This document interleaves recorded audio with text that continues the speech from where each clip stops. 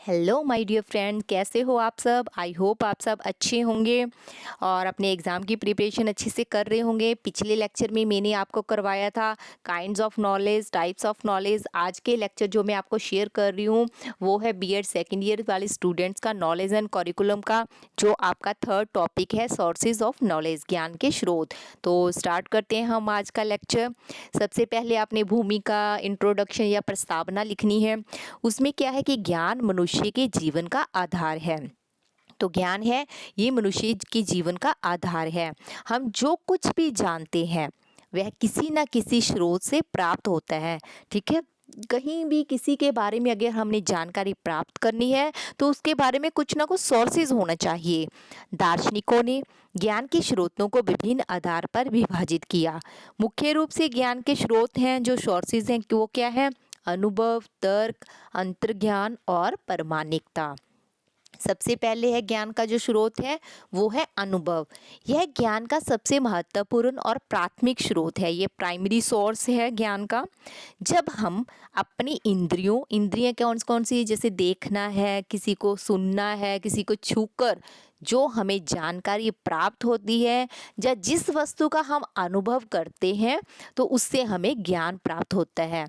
ठीक है, किसी भी चीज़ को देखकर जैसे हम बता सकते हैं कि वो क्या है, एक बॉल है, वो क्या है, एक बड़ा बॉक्स है। सुनना किसी के बारे में, कैसे कोई सॉन्ग है चल रहा है तो हम क्या कहते हैं, ये उस राइटर का सॉन्ग है, उसने गाया है ये। ठीक है, किसी चीज़ को छूकर भी बता सकते हैं कि ये वो चीज़ है।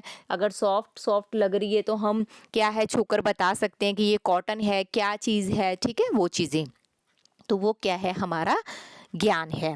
जैसे आग को छूने पर जलन का अनुभव, तो अरस्तु ने भी अनुभव को ज्ञान का प्रथम स्रोत माना है। तो इसका महत्व क्या है कि वास्तविक और प्रत्यक्ष ज्ञान देता है। जैसे वास्तविक, किसी चीज़ को वास्तविक रूप में देखकर उससे क्या है, हमें प्रत्यक्ष ज्ञान प्राप्त होता है। इससे क्या है कि बच्चों में वैज्ञानिक दृष्टिकोण भी विकसित होता है, यानी कि साइंटिफिक की रीजनिंग पावर उनमें इंक्रीज होती है। ठीक है, सेकंड है हमारा तर्क। तर्क और बुद्धि के माध्यम से प्राप्त ज्ञान, यानी कि तर्क और बुद्धि के माध्यम से जो हमें ज्ञान प्राप्त होता है, जिसमें हमारे विचार होते हैं, हमारा विश्लेषण, संश्लेषण, निष्कर्ष शामिल होता है, वो क्या है, एक तर्क बुद्धि के रूप में ज्ञान प्राप्त, ये ज्ञान का एक स्रोत ही माना जाता है। जैसे कोई भी हमारे सामने मैथ्स की प्रॉब्लम आती है तो उन सब प्रॉब्लम्स का हम सोल्यूशन निकालते हैं। मान लो आपका कोई मैथ्स का सम आता है, ठीक है, सम आता है तो हमने मल्टीप्लाई का सम आ गया, प्लस का आ गया या डिवाइड का, उस अकॉर्डिंग ही हम उसको सॉल्व करते हैं। तो इसमें क्या है, हम अपनी बुद्धि का प्रयोग करते हैं, उसका विश्लेषण करते हैं, यानी कि फॉर्मूलाज अप्लाई करते हैं, देन उसका कंक्लूजन देखते हैं कि क्या जो हमने फार्मूला लगाया था वो सही है या गलत। तो प्लेटो ने भी क्या कहा है कि तर्क जो है सच्चे ज्ञान का आधार है। इसकी इम्पोर्टेंस क्या है कि आलोचनात्मक चिंतन विकसित होता है हमें, बच्चों में सत्य और असत्य में अंतर करने की क्षमता देता है।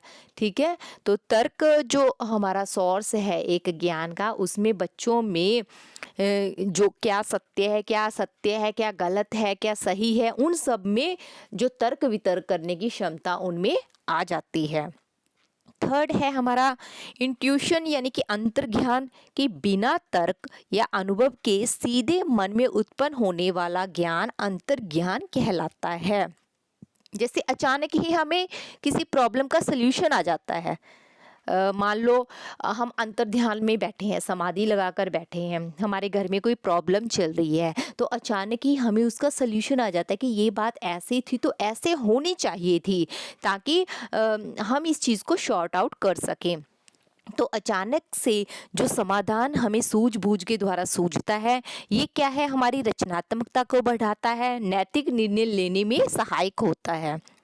तो जो चीज़ें जो मैं बता रही हूँ ना, इसको आप डीपली लिखना है, आपने 16 मार्क्स के हिसाब से क्वेश्चन को लेना है जी। मेरा सिर्फ पर्पस ये है कि आपको कंसेप्ट क्लियर करा दूँ। अंडरस्टैंड? वीडियो अच्छी लगे तो लाइक करना ना भूलें।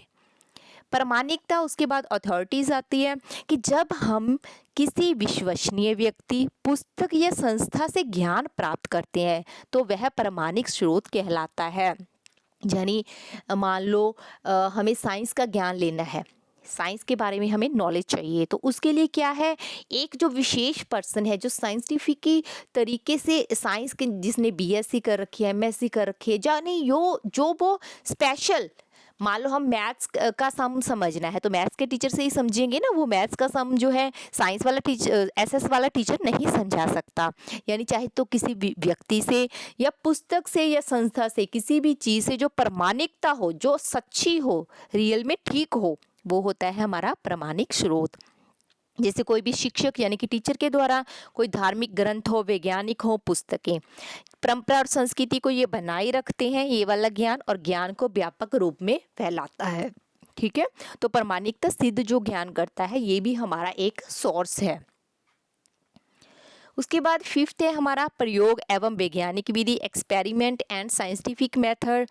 तो क्या है ये प्रयोग, यानी ज़्यादा से ज़्यादा हमने एक्सपेरिमेंट करके देखने हैं। जो साइंटिफिक मेथड होता है, परीक्षण के द्वारा, विज्ञान प्रयोगशालाओं में परीक्षण, जैसे लर्निंग बाय डूइंग, जो मैंने पीछे भी करवाया था ना आपको, कि प्रयोगशाला से जो हमें ज्ञान प्राप्त होता है, जो सत्य की कसौटी पर परखा जाता है कि हाँ ये चीज़ ठीक है, इसमें ये चीज़ मिलाएंगे तो हाइड्रोजन बनेगा, या क्या जो भी रासायनिक सूत्र है, मुझे साइंस इतनी आती नहीं है, तो साइंस के स्टूडेंट बेटर कर सकते हैं इस चीज़ के बारे में, तो वो सारी चीज़ें आपने इसमें लिखनी है। यानी ये प्रमाण आधारित ज्ञान देता है, व्यवहारिक समझ बच्चों में विकसित करता है। आलोचनात्मक समन्वय की कांट के अनुसार जो ज्ञान है, अनुभव और तर्क दोनों के समन्वय से उत्पन्न होता है, कि हमें तर्क भी होना चाहिए, अनुभव भी होता है। इन सब चीज़ों से जो हमें एक्सपीरियंस मिलता है, वो एक ज्ञान का एक रूप माना जाता है, एक सोर्स माना जाता है। तो इस टाइप में आप सारणी भी बना सकते हो। जो मैंने ये सोर्सेज बताए हैं, जरूरी नहीं है कि ये लिखने हैं, जो आप बुक में से ले रहे हो या चीज़ें कर रहे हो, वो भी इसमें ऐड करके उसको लेंथी बनाना है आप लोगों ने। ठीक है, तो इस टाइप से टेबल के रूप में आप बता सकते हो कि सोर्सेज में जैसे हमने अनुभव लिया था, अनुभव क्या, हमें इंद्रियों से ज्ञान प्राप्त होता है, जैसे आग की गर्मी से जो अनुभव प्राप्त हुआ था। तर्क क्या है, जो बुद्धि से प्राप्त होता है, जैसे गणित के हम जो प्रॉब्लम्स हैं वो शॉर्ट आउट करते हैं। अंतर्ज्ञान, जैसे अचानक ही कोई चीज़ का सल्यूशन निकल आता है, जो जिससे हमारे रचनात्मक विचार उत्पन्न होते हैं। प्रयोग यानी कि परीक्षण के द्वारा जो भी प्रयोग किए जाते हैं, जैसे वैज्ञानिक विधियों के द्वारा। ठीक है, तो इसका शैक्षिक निहितार्थ क्या है, कि शिक्षण में गतिविधि और प्रयोग का प्रयोग किया जाए, कि जिस शिक्षण में ज़्यादा से ज़्यादा एक्टिविटी करवाई जाए, विद्यार्थियों में तार्किक सोच विकसित की जाए, शिक्षक विश्वसनीय मार्गदर्शन की भूमिका निभाए। यानी टीचर, अगर कोई बच्चा टीचर से कोई भी क्वेश्चन पुट अप कर रहा है, तो टीचर को भी कोऑपरेट करना चाहिए, उसका मार्गदर्शन करना चाहिए। उसे ये नहीं कहना चाहिए कि नहीं ये मेरे सिलेबस से बाहर है, या कल पूछना, या परसों, ऐसे बहाने नहीं लगाने चाहिए, उसका सोल्यूशन देना चाहिए। नैतिक एवं रचनात्मक सोच को प्रोत्साहन किया जाए, यानी बच्चे के अंदर जो भी क्रिएटिविटी सोच है, थिंकिंग पावर, उसको एनहांस करना, उसको बढ़ाना। कंक्लूजन देखते हैं हम कि ज्ञान के विभिन्न स्रोत क्या क्या हैं, जैसे अनुभव है, तर्क है, अंतर्ज्ञान है, प्रामाणिकता है, व्यक्ति के बौद्धिक और नैतिक विकास में महत्वपूर्ण भूमिका निभाते हैं। शिक्षा का उद्देश्य इन सभी स्रोतों का संतुलन उपयोग करके विद्यार्थियों को पूर्ण ज्ञान प्रदान करना है।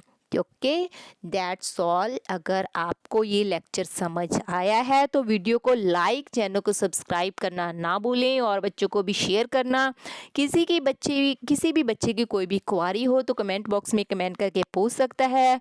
और thanks for watching, have a nice day, thank you.